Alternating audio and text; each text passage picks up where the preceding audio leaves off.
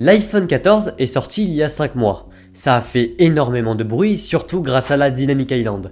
Mais dans cette vidéo, je vais vous montrer que vous n'avez pas du tout besoin de changer d'iPhone chaque année. Je vois beaucoup trop ça dans mon entourage. Des personnes qui se persuadent qu'ils en ont vraiment besoin alors que ce ne sont ni des professionnels et encore moins des fans de tech. Là, vous allez me dire, bah laisse-les, c'est leur argent et s'ils le font, c'est qu'ils le peuvent. Mais justement non.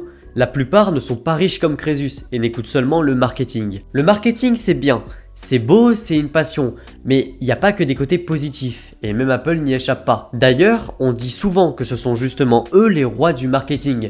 Et oui, sinon ils ne vendraient pas autant d'iPhone chaque année. La technologie, ça évolue doucement. C'est un principe que l'on appelle innovation incrémentale. Et ça consiste à apporter quelque chose de nouveau dans un concept déjà établi. En gros, si je prends un iPhone et que je remplace son processeur par un plus puissant, moins énergivore donc plus efficient, j'aurai innové.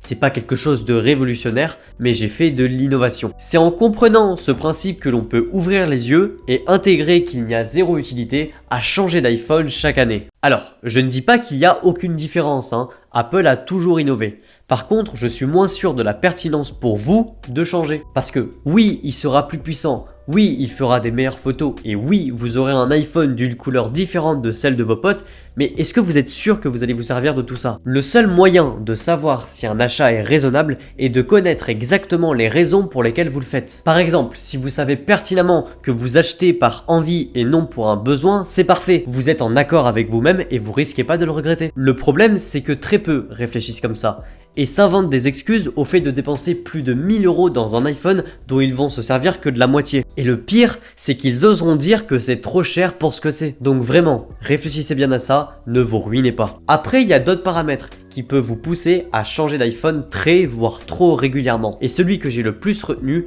c'est l'obsolescence de votre appareil. Alors, je ne parle pas d'obsolescence programmée, pas de ça ici, mais bien de la détérioration naturelle de votre iPhone. Apple fait tout pour le maintenir en vie. C'est ce qui vous poussera à rester dans l'écosystème et donc d'utiliser leurs services. Mais parfois, on ne peut pas contrer un phénomène chimique.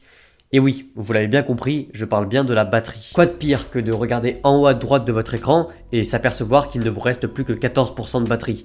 Ça donne forcément envie d'acheter le nouveau qui lui n'aura pas ces problèmes.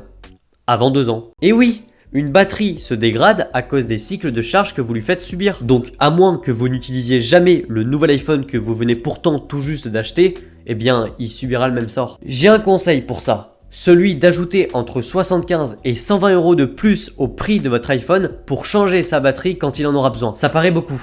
Quand on vous dit de réserver 10% du prix d'un iPhone que vous avez déjà payé 1000 € pour changer sa batterie dans 1 ou 2 ans, ça donne pas forcément envie. Mais si on prend le problème dans l'autre sens, vous risquez de dépenser plus de 1000 € dans un iPhone dont les fonctionnalités ne vous serviront pas juste pour avoir une meilleure autonomie. Ce serait pas plus simple de dépenser entre 75 et 120 € suivant le modèle que vous avez pour changer la batterie d'un iPhone que vous avez déjà? Et en plus, ça vous permet de repartir 2-3 ans avec lui. Évidemment, je caricature. Je me doute bien que si vous dépensez plus de 1000 € dans un iPhone, eh bien vous allez un petit peu vous servir des nouvelles fonctionnalités, surtout en photo et en vidéo. Mais si vous n'avez pas fait l'achat avant et que vous avez attendu que ce soit l'autonomie qui vous pose le problème, eh bien c'est peut-être que vous n'en avez pas forcément besoin. Ce que je veux dire par là, c'est que je suis sûr que quand la hype sera passée, vous utiliserez votre iPhone de la même manière que vous utilisez l'ancien. Changer la batterie, ça vous permettrait simplement de faire plaisir à votre compte en banque et aussi à la planète. Parce que oui, changer d'iPhone tous les ans ou même tous les 2 ans, eh bien c'est de l'irrespect pour la planète. D'ailleurs, sachez que la capacité de la batterie